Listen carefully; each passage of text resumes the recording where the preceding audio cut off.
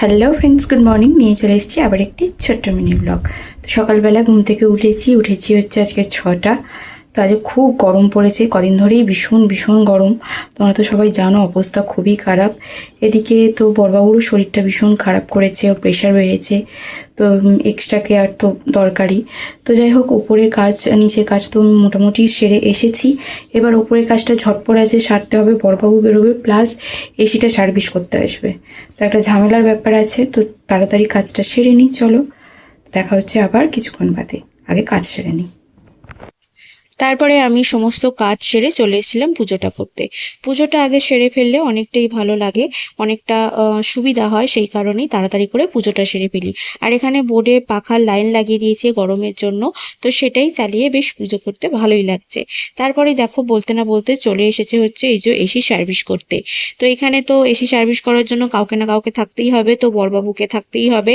এখানে সব জোগাড় জাতি ওনাকে দিতে হবে, তো সেই অনুযায়ী বড়বাবু এদিকে চলে এসেছিল আর আমি ওর অফিসে যাওয়ার জন্য তোড়জোড় করছিলাম।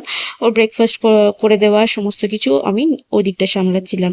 আর এখানে দেখতে না দেখতেই এসিটাও বেশ ভালো করেই সার্ভিস করে দিয়েছে, যেহেতু ও ছিল, হেল্প করেছে। আমি একা থাকলে অতটা পসিবল হয় না, তো এসিটা করে দিয়ে চলে গেছে। চান ফান করে পুজো তো হয়ে গেছে। এসির লোকটা এসেছিল, তারপর বড়বাবুকে টাইমে মানে আলু সিদ্ধ করেছিলাম, মাখিয়ে খাওয়ানো। মানে এত তাড়াহুড়োতে মানে আমি ভিডিও করতেই পারিনি। এই সবে বড়বাবু বেরিয়ে গেল। এসি সার্ভিসের যে লোকটা এসেছিল সেও চলে গেছে, হয়ে গেছে। তার পেছনে মানে বড়বাবু তার পেছনে জোগাড় দিচ্ছে, আমি ওকে খাওয়াচ্ছি টাইমে অফিসে, মানে এইসব হচ্ছে। তো সেই কারণে আমি আর মানে ভিডিওটা করতে পারিনি। ও বেরিয়ে গেছে, এবার আমি ব্রেকফাস্টটা করব। এখন রিল্যাক্স, এবার ব্রেকফাস্টটা করবো। আর এত হনুমান এসছে, চারিদিক ভর্তি হয়ে আছে হনুমানে। মানে এত হনুমান এসছে বলার কথা নয়। এই যে পাশের বাড়ি মানে আমাদের মন্দিরাদের কুকুরটা এরকম চাল্লাচ্ছে, এত হনুমান এসছে কি বলবো।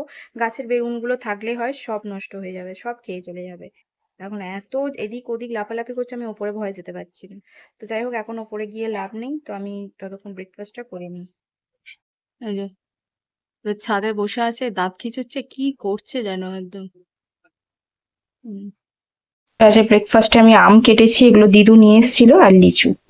তো আপাতত ব্রেকফাস্ট এইটাই, এই যে আমার লিচু, এটাই খাই বসে বসে এখন। আর গরমে না আমার অনেক কিচ্ছু খেতেও ইচ্ছা করছে না, কিছু ভালোও লাগছে না।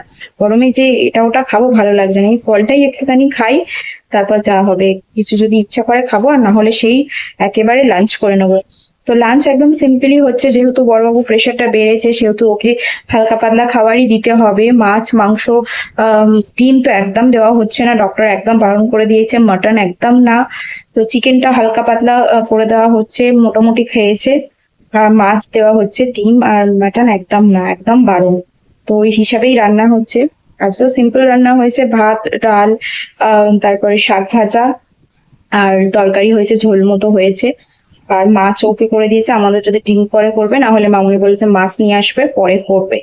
তো এই লাঞ্চ হয়েছে। তো যাই হোক, চল খেয়ে নি। তো বড়বাবু বেরিয়ে যেতে বেরিয়ে তো গেছে, আগেই বললাম। আর ব্রেকফাস্টও হয়ে গেছে, এবারে ওপরে এসছি। একবার তো গুছিয়ে রেখে গেছিলামই, তো এসে তো দেখছি এই অবস্থাই দেখো। সব এখানে করে রেখেছে, মানে এলোমেলো করে দিয়েছে। এবার ঘরটার কি অবস্থা সেইটাই দেখি, চলো। এই হচ্ছে আমার ঘরের অবস্থা। সকালবেলা একবার গুছিয়ে গিয়েও ঘরের আমার এই অবস্থা। এই যে এই যে করে গেছে, আর এই অবস্থা করেছে।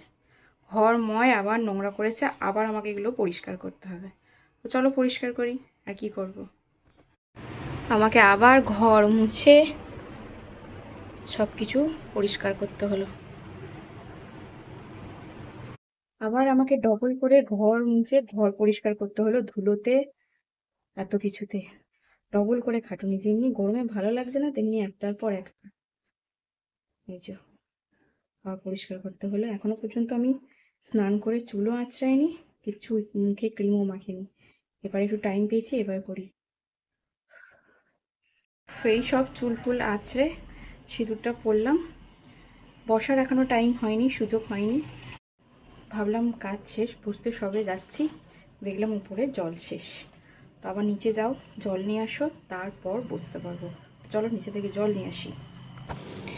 তারপরে নিচে এসে দেখি যে এখানে দুটো আম রয়েছে, যে আমগুলো বরবাবু আগের দিনকে এনেছিল, একদম ফ্রেশ আম, একদম গাছ থেকে পাড়া।